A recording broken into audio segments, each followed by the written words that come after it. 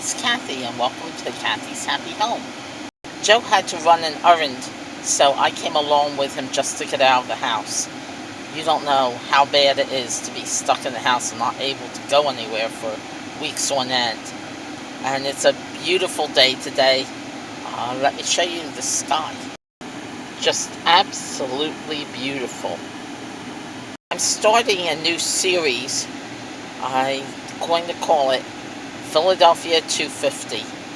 And it's telling you about Philadelphia, the sights here, the history, what I like about living here, what I don't like about living here, and I just think this would be really interesting with our 250th anniversary of American independence coming up. So I hope you enjoy it, and I hope you'll come back every week to see something more of Philadelphia 250.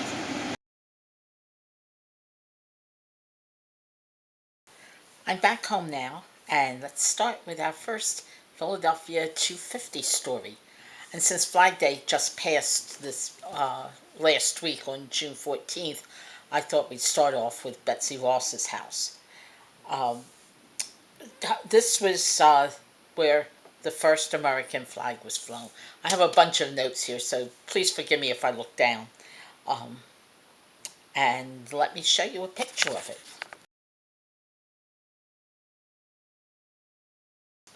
In Philadelphia, the Betsy Ross House is a must field trip for any elementary school student. And my sister Elaine and Joe and I have all been there with our school classes. Uh, it's something that we all remember, and we all remember the same thing about it. It's very small. It's a very small house. At one time, it was in a row, and you can see old pictures of that. But nowadays, it's a standalone house. The buildings on each side of it have been torn down. Um, One thing Elaine remembers is how small and narrow the steps were to get from the first floor to the second floor. And I remember being in the basement and looking at the kitchen.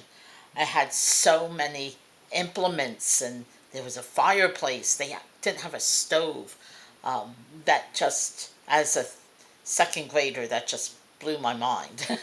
And they had so many things that I didn't know what they were. I do nowadays because I watch a lot of historical channels and see how they cooked.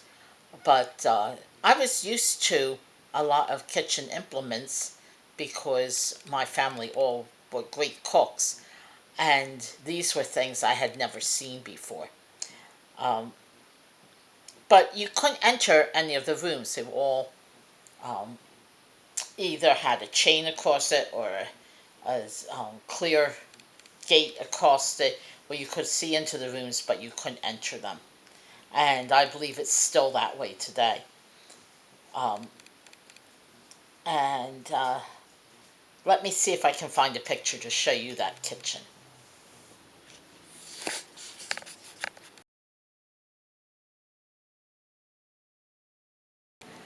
Betsy Ross was a successful upholsterer and had never made a flag before George Washington came to her with his request.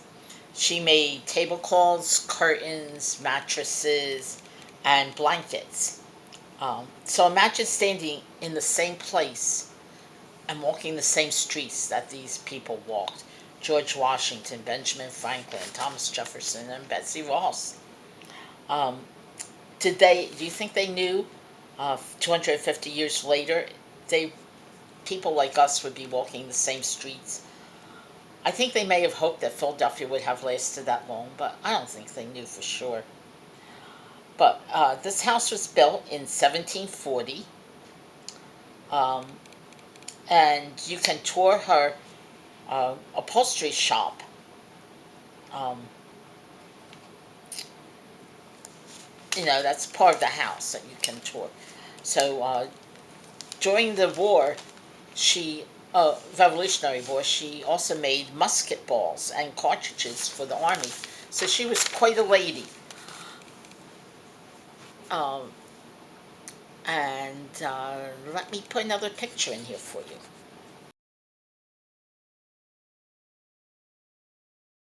There are several rooms in the house that you can tour. Down in the basement is the kitchen and her upholstery shop. On the first floor is her parlor and her dining room. And then on the third floor, or the second floor, um, there are two bedrooms. One's hers and one was a guest room. Um, and I'll show you those also.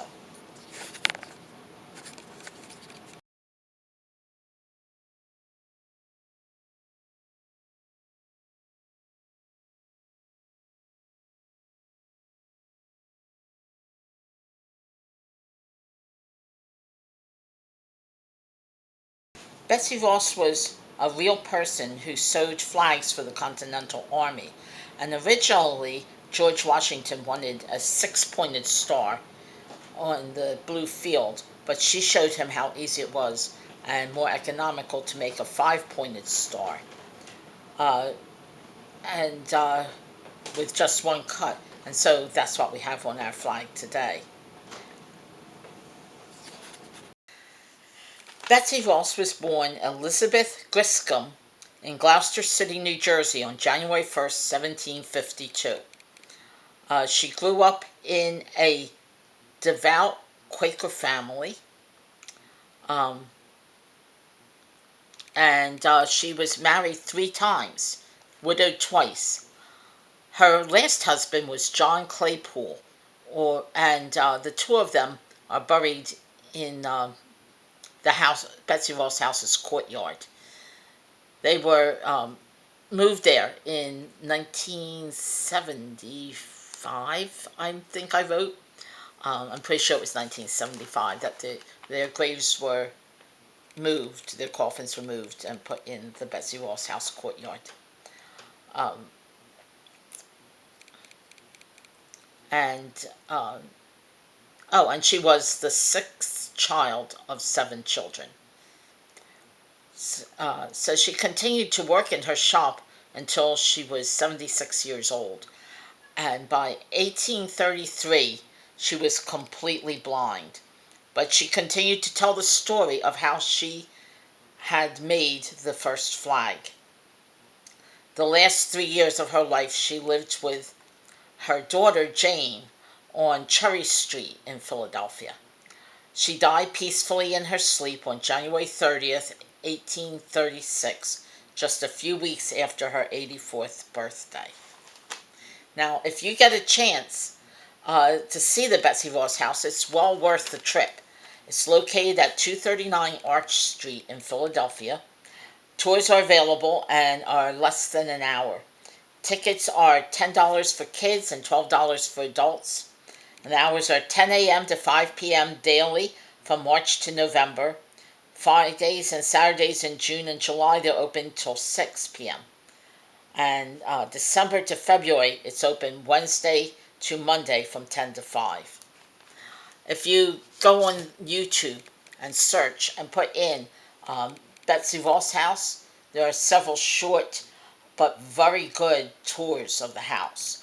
Especially good, there's a 2-minute tour of the house through the years. And if you look for that one, um, it's easy to find. If you look for it, you'll be pleasantly surprised at how it has changed. You don't think houses change, but this one sure did. So I hope that someday you can all get to see this house because it's a fascinating place. And if you have been to the Betsy Ross House, please leave a thumbs up in the comments. Uh, Comment anything you like. I love getting comments. I haven't gotten any for a long time. And it really helps my algorithm on YouTube if you even leave a heart or a thumbs up. It really helps me. So thanks for watching, and I'll see you next time.